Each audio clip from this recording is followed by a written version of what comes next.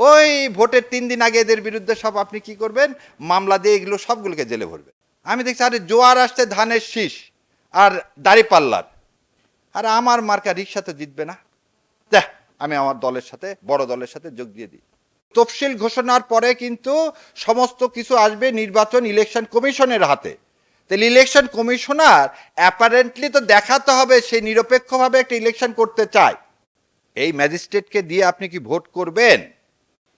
যে ম্যাজিস্ট্রেট, এই judicial service কমিশনে সভাপতি ছিল জাস্টিস এনায়েতুর রহিম, যে নিজেকে ডিক্লেয়ার করছিল শপথবদ্ধ রাজনীতিবিদ।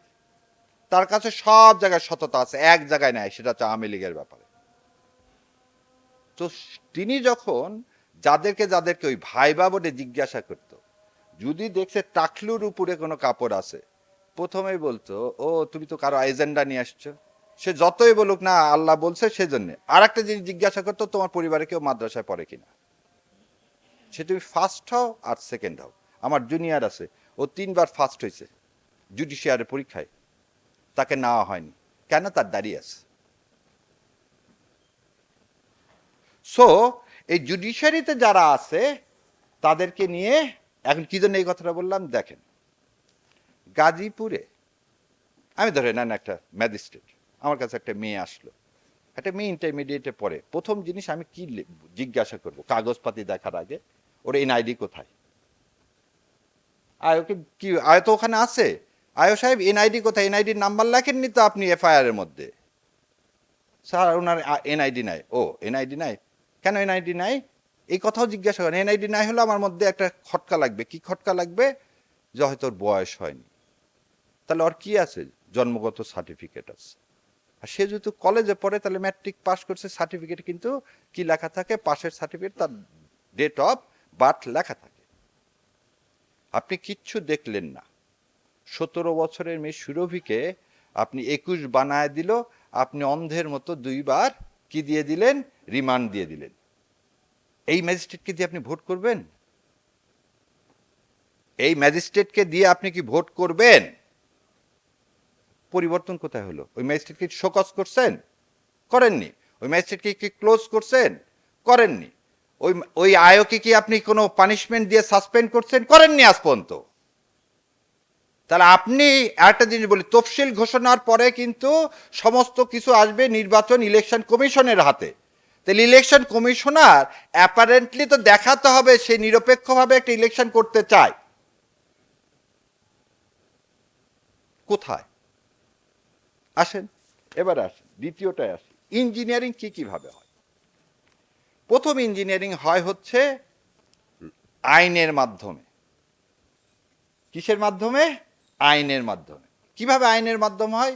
এটাকে বলা হয় যে এই যে নির্বাচনী এলাকা থাকে না, নির্বাচনী এলাকাতে কোন গ্রামের লোক কোন পার্টিকে বেশি ভোট দেয় এটা কিন্তু আমার জানা আছে।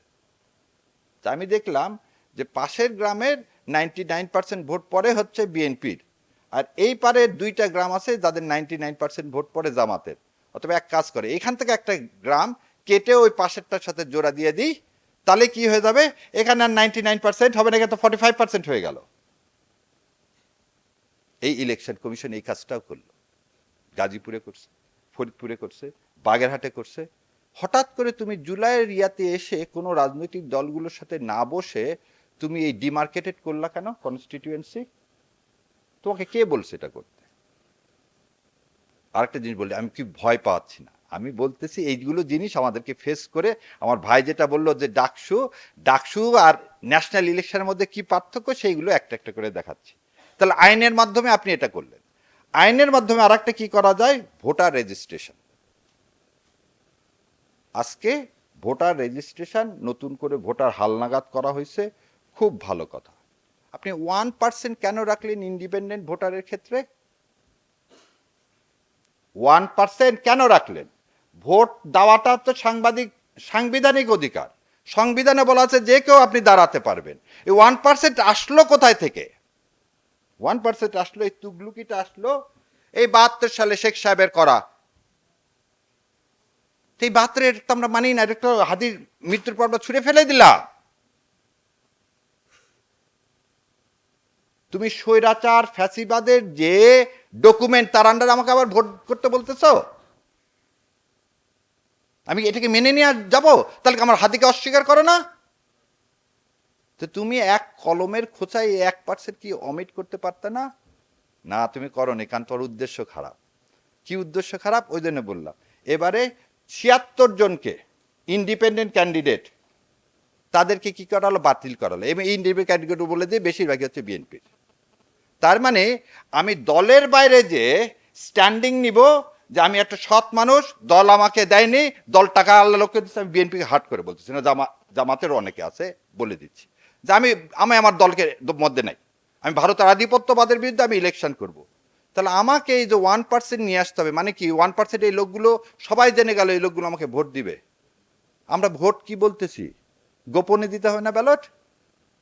তা আপনি প্রকাশ্যে যে ব্যালট হয়ে গেল 1%, তাহলে এই কেন করে দিলেন জানেন?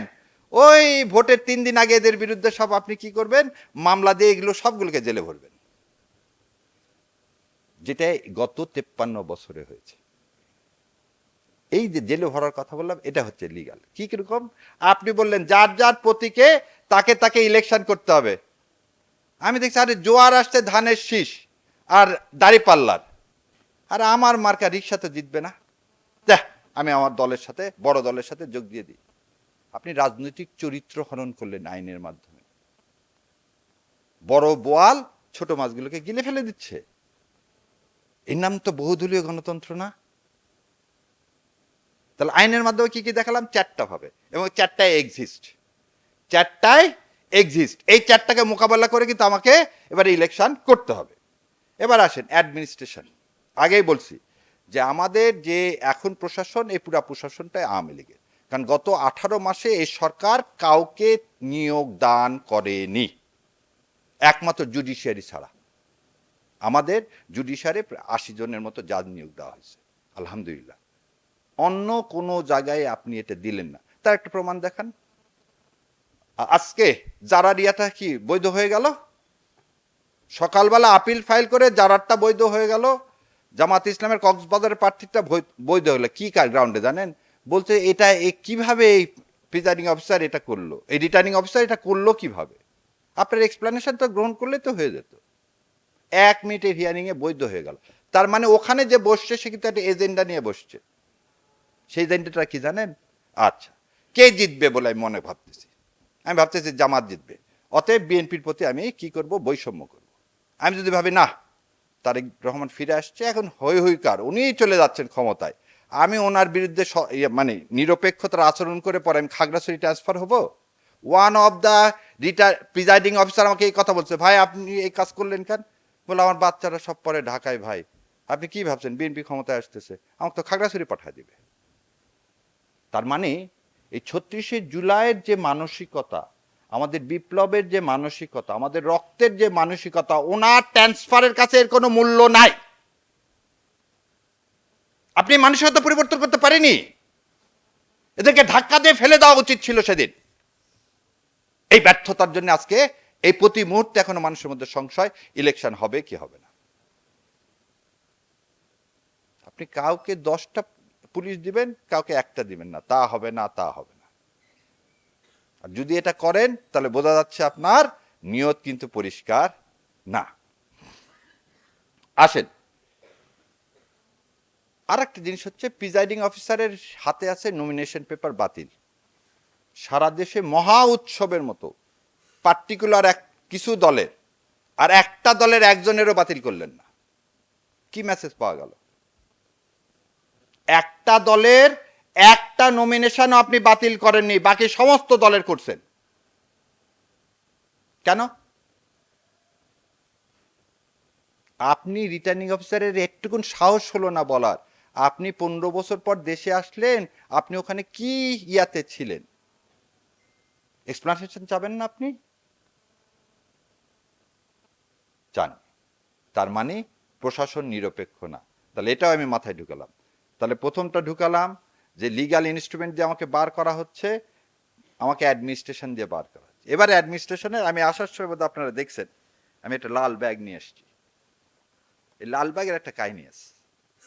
এই লালবাগের কাহিনীটা হচ্ছে 2008 সালের ইলেকশন কিভাবে হয়েছে সেটা হচ্ছে এই দুইটা কাপ দিয়ে দেখাচ্ছে। ধরে নেন এই কাপটা আপনাদের সবাইকে দেখানো হলো, আপনারা সবাই পুলিং এজেন্ট, যেটা ফাঁকা ফাঁকা না,